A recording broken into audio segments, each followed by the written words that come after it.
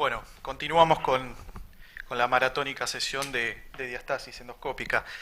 Gracias por la invitación. Y bueno, la charla se centra en también mostrar la experiencia que uno puede tener, hablando sobre todo en lo que tiene que ver con la mortalidad y la recurrencia, obviamente, de la técnica. Yo lo mencioné como aplicatura endoscópica de línea media, PELM, literatura española, y ahora vamos a ver por qué, porque básicamente, más allá de los diferentes nombres, títulos que tiene, es lo que se realiza como tratamiento. Esto ya se explicó, lo vamos a ir pasando un poco más rápido, qué tiene que ver con esa destrucción de las fibras entrecruzadas de la línea alba, lo que condiciona a la diastasis de recto, y que la misma puede ser obviamente congénita o adquirida. Muchas de las consultas pueden ser por dolor, ¿sí? Porque existe una repercusión funcional debido a un desbalance que hay entre los músculos posturales. Pero al ser sincero en cuanto a cuál es la número uno en consulta, es la repercusión estética que esto conlleva. Ya prácticamente no hay discusión. Nosotros, en el especialista en pared abdominal, vamos a indicar la diastasis o el tratamiento endoscópico de la diastasis cuando asocia algún otro defecto de la línea media, no así en solamente diastasis de los pacientes. Y como bien mencionó Flavio, el tratamiento mini-invasivo de los defectos, uno puede englobar una serie de nombres, desde REPA, ESCOLA, MILAR, ELAR, etcétera, después de una exhaustiva revisión que él hizo, proponiendo el título de ENDOR. Básicamente, para tener una idea, lo que uno realiza es la aplicatura, como él lo pudo mostrar hasta en un diagnóstico por imágenes como una tomografía. Esa aplicatura tiene que ver con el borde medial de ambos músculos rectos y la posterior colocación de una malla en la superficie preaponeurótica. No puedo dejar de retrotraerme hacia el 2011, ya que tuve la posibilidad de tener contacto con uno de los autores de este artículo, y en el 2014 pude mostrar uno de los videos del cual había conseguido la primera experiencia. Por lo tanto, siempre hago mención de que quizás el origen tiene que ver con esta serie o con este grupo, digamos, de pioneros. Para hablar un poquitito y rápidamente de la técnica quirúrgica, siempre uno aconseja la marcación del defecto, realizar pruebas funcionales para tener una mirada extracorpórea del defecto a tratar. La posición, esa posición entre las piernas, es una posición muy ergonómica, cómoda, con 3 trócares solamente para realizar todo el procedimiento, uno central para la cámara y 2 accesorios laterales para los canales de trabajo. Siempre que uno realiza, obviamente, la primera experiencia, uno tiene que generar este espacio o esta neocavidad, y acá podemos ver cómo uno se favorece de ese gas anhídrido carbónico, y realizando una disección del colgajo dermograso en sentido cefálico, vamos a empezar a encontrar lo que corresponde a los defectos centrales. Por un lado, la diastasis, y a los defectos asociados, como por ejemplo que tiene que ver con la reducción de un defecto umbilical. Acá prestar mucha atención a la hora de la disección del mismo, porque uno intenta evitar el ingreso de anhídrido carbónico a la cavidad abdominal, pero por el otro lado no lesionar el ombligo. Y créanme que sucede en muchos de los casos, pacientes muy delgados, donde uno genera una lesión térmica del fondo umbilical, provocando la consecuencia isquemia de la piel y obviamente la infección. Una vez obtenido todo el plano, digamos, de disección, siempre es necesario llegar hasta el apéndice sifoides, es donde uno va a empezar o va a continuar con la etapa reconstructiva. Es posible agregar en situaciones especiales como esta, donde el defecto realmente lo ameritaba, un defecto mayor de 6 centímetros, la posibilidad de descargar a nivel de la aponeurosis de ambos músculos anchos del abdomen, permitiendo esa complacencia a la hora de iniciar, digamos, la aplicatura a nivel de ambos músculos rectos, para finalmente ingresar a la etapa, digamos, reconstructiva, con diferentes tipos de sutura. A veces suturas autoajustables son las más cómodas y rápidas a la hora de realizar la aplicatura. Finalmente, la colocación de una malla, como se puede ver en el video, es una malla, uno de los primeros casos realizados con colocación inlay, pero posteriormente comenzamos con la colocación a nivel supraponeurótico. Porque es una técnica que realmente es encantadora, por así decirlo, para los cirujanos de pared abdominal, y bueno, porque tiene ciertos beneficios. Uno de ellos es que tiene una curva de aprendizaje que realmente es corta. El cirujano se siente muy cómodo al realizarlo, por lo tanto tiene una ergonomía que es muy aceptable, con un tiempo quirúrgico que no excede lo que uno realiza o comparable a otras técnicas. Realmente existe bajo dolor posoperatorio, lo que permite una estadía hospitalaria más corta y un bajo índice de infecciones. Y creo que acá uno de los mayores, digamos, puntos a favor sería el resultado cosmético y que es muy evidenciable, digamos, en el posoperatorio. Ahora, uno puede agregar algunas otras opciones a la hora, digamos, de intentar un tratamiento de línea media. ¿Qué quiere decir? Uno puede tener situaciones especiales como defectos eventrógenos laterales, a veces asociar hasta lipodistrofia infraumbilical y donde va a requerir de una mini dermolipectomía, o también, ¿por qué no?, tratar alguna otra patología de pared abdominal. Es así, este es un ejemplo, un paciente con una eventración a nivel de la incisión de Kocher asociado a un defecto de línea media en donde uno combina el cierre y la aplicatura de la misma y el cierre del defecto colocando una malla que abarca ambos defectos, por así decirlo. Es posible combinarlo, y acá lo hacemos siempre en conjunto con el servicio de cirugía plástica, pacientes que tienen defecto de línea media supraumbilical, lo que asocian una lipodistrofia a nivel infraumbilical, y entonces uno puede combinar en un primer tiempo la aplicatura y el cirujano plástico en un segundo tiempo realiza su mini dermolipectomía.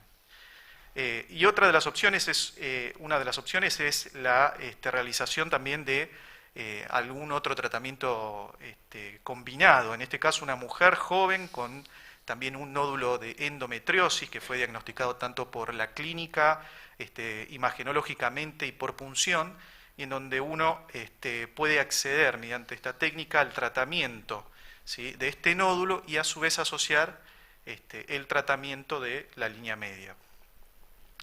Ahora, no todo obviamente es satisfacción y alegría, ¿sí? Tiene morbilidad la técnica y tiene un punto también que nos tiene que llamar la atención, y que es la recurrencia. La morbilidad, creo que a la cabeza lo lleva siempre el seroma, la presencia de hipoestesias y disestesias y la injuria umbilical. Y en el caso de la recurrencia, ahora vamos a ver que va a estar sujeta al tamaño, digamos, de la diastasis y de los defectos. Nuestra experiencia comenzó en marzo del 2014 hasta la actualidad. Siempre se indica en pacientes con defectos mayores de 4 centímetros asociando defectos herniarios o eventrógenos de la línea media y sin lipodistrofia, ¿sí? Obviamente que van a ser excluidos los tamaños menores, a pacientes con antecedentes de laparotomías previa o contraindicación a cirugía general. La experiencia nos ha permitido también obtener algunos logros académicos, publicaciones tanto nacionales como internacionales. Y a la hora siempre de mostrar la experiencia uno tiene que ser muy objetivo y tratar de evaluar todo o de recolectar todo lo que son los datos perioperatorios, ¿sí? Dermográfico, obviamente lo pre y postquirúrgico, haciendo foco y énfasis en la morbilidad y en la recurrencia. Siempre establecemos en base a la clasificación de Clavien-Dindo la morbilidad, cómo es su forma de producción, con una escala visual análogo para tratar de determinar realmente cuál es el valor ajustable del dolor. Y entre el 8º y el 10º mes posoperatorio realizamos a todos los pacientes una ecografía de partes blandas, lógicamente de línea media, para evaluar o hacer foco en la morbilidad que tiene que ver con el seroma a la cabeza y la recurrencia. Se debe entender a la recurrencia como aquella distancia nuevamente entre ambos rectos mayores a 2,5 centímetros. Obviamente que siempre se acompaña de una encuesta de satisfacción. Y hasta principio de este año llevamos 92 casos.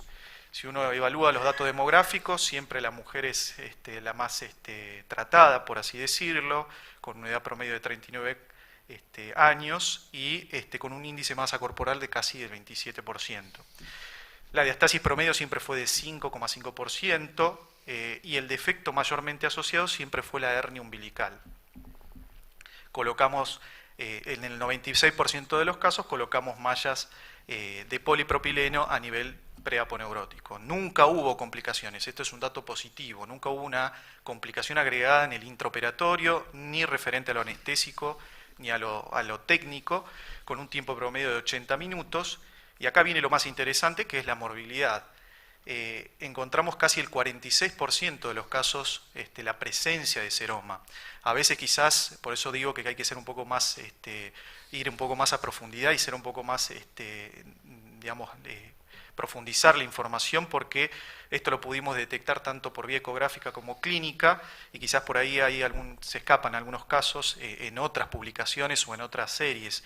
Y esto uno lo puede evaluar, como digo, con un método sencillo como la ecografía, sobre todo de ubicación infraumbilical.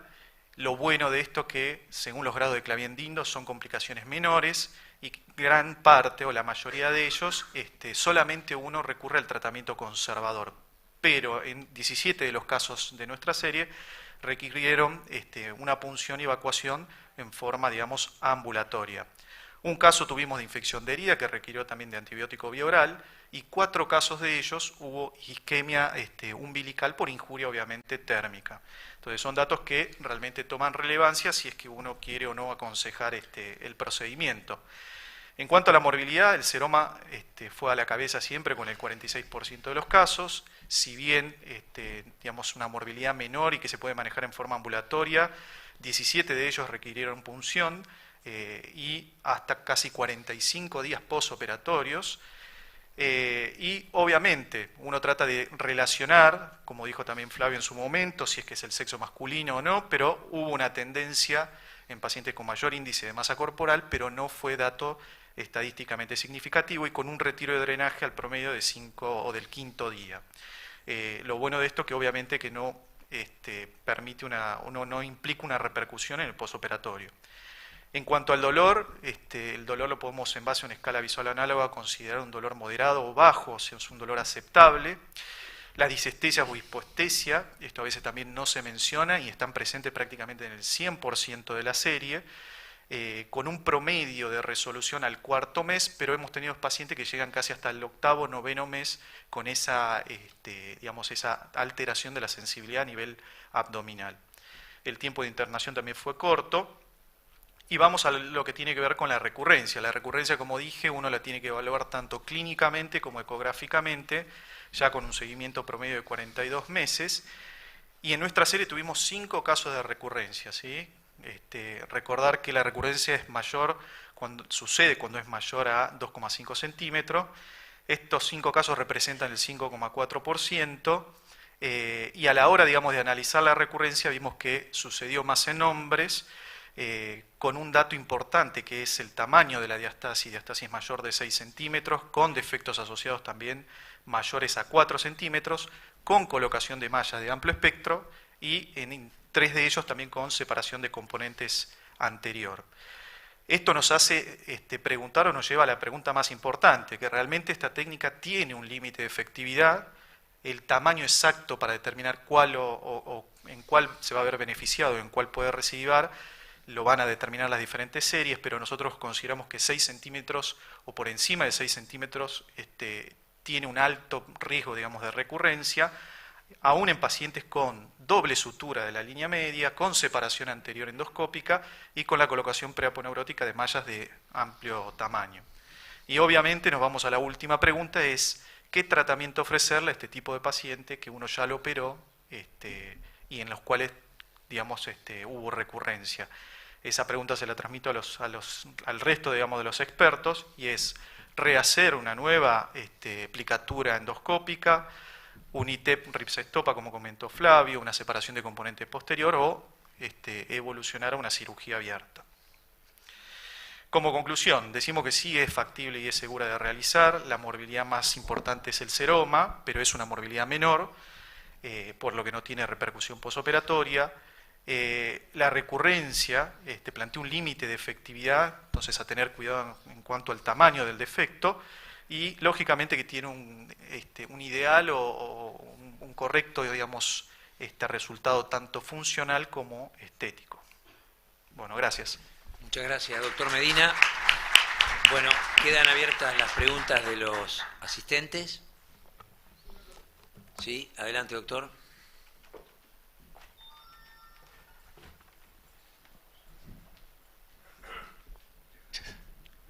Hola, buenas tardes. Soy Gabriel García, Santiago. ¿Qué tal, En Gabriel? realidad son... Bien, gracias. Tres preguntas. Una es ¿cuánto tiempo se mantiene la faja en el paciente? Lo segundo es si el defecto umbilical lo suturan aparte o se incluye dentro de la aplicatura. Y la tercera, en relación con los casos, ¿cuál fue el criterio para puncionar los seromas?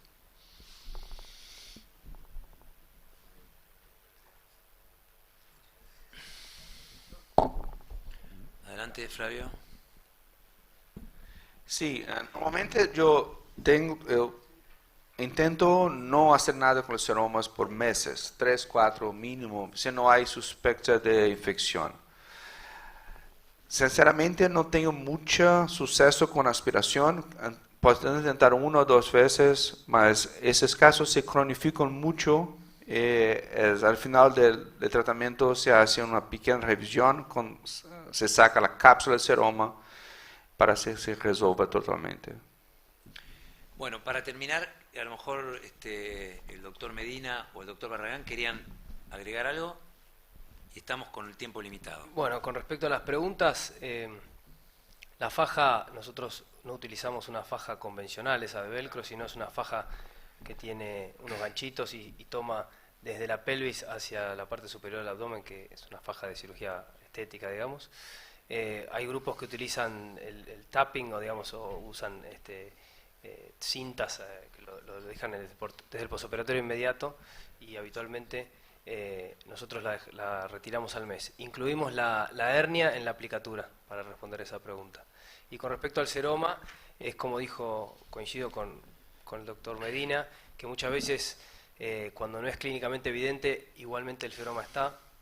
Nosotros punzamos los que son clínicamente evidentes o que generan un disconfort o un abombamiento estético más que nada, porque obviamente después probablemente, como dijo el doctor Malcher, vamos a tener un seroma crónico y el tratamiento de eso es distinto. Bueno, muchas gracias. Adelante. Solo se tienen experiencia o preocupación en los pacientes que tienen una lipoescultura previa y después viene para hacer el tratamiento de la aplicatura. ¿Qué piensa vos? Bueno, es una pregunta, lo mismo que pasaría con una diastasis recidivada en un paciente que tiene una abdominoplastía previa. Nos ha pasado y no es fácil abordar el espacio que ya fue tratado o que ya fue el espacio subcutáneo. No es tan fácil como se ve en los videos. Inclusive en el único caso que tenemos hemos tenido un ingreso a la cavidad, digamos, una ruptura porque ya estaba muy debilitado. Así que creo que hay que tener cuidado, y ese tipo de tratamientos, si son necesarios, deberían asociarse con el mismo procedimiento, ¿no? Yo tengo 3 casos con antecedentes de dermolipectomía y uno puede despegar o liberar el colgajo sin ningún problema, pero uno de esos casos sí hizo una injuria umbilical y está relacionado con el tratamiento de la dermolipectomía que realiza la sección umbilical, del fondo umbilical. Entonces creo que la consecuencia de liberar la única irrigación que le quedaría, que es el fondo, trajo la isquemia a nivel umbilical. Así que eso es para tenerlo en cuenta también. El doctor Huerta quiere ampliar. Felicitarlos porque ha sido excelente todas las exposiciones que ustedes tuvieron. Vos sabés que a mí siempre me preocupa una cosa, ¿no? El seroma que se genera muchas veces, la mayoría de las veces se resuelve digamos, sin ningún tipo de problema, expectando al paciente. Pero existe la potencial complicación, y lamentablemente yo lo tuve en el tercer caso, donde la resolución del caso se da por fibrosis, o sea, con sobrenadante de piel y fibrosis. Y no es estéticamente, digamos, lo mejor para un paciente. A veces estos pacientes, la verdad que son pacientes jóvenes, pacientes que verdaderamente necesitan el procedimiento y estaban felices simplemente por tener el tratamiento de la diastasis tratado, ¿no? Pero estéticamente, cuando uno miraba a la paciente, tenía una fibrosis con sobrenadante de piel, y esto es un caso, por lo menos para mí, difícil de resolver. Es algo que puede pasar. Quería saber si ustedes habían tenido una experiencia como esa.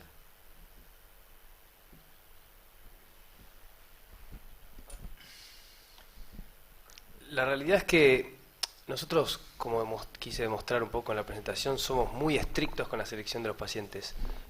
Hacemos que los plásticos vean los pacientes y nos digan específicamente que no le sacarían ni 1 centímetro de la piel. Porque si eventualmente ese paciente tenía indicación de tratamiento en la piel, esa fibrosis que va a generar después de la liberación del espacio celular subcutáneo, va a generar un disconfort estético muy importante. ¿Por qué? Porque había que haberle sacado piel. Entonces, salvo que después uno pueda optar por algún tratamiento alternativo, que los hay, estéticos y demás, para el tratamiento de ese exceso de piel, nosotros intentamos evitar que no le sobre ni 1 gramo de la piel. Probablemente por eso es que operamos pacientes muy delgadas, ¿no? Bueno, damos por terminado, doctor Huerta, entonces el simposio. Agradecido a los expositores y a los asistentes. Muchas gracias.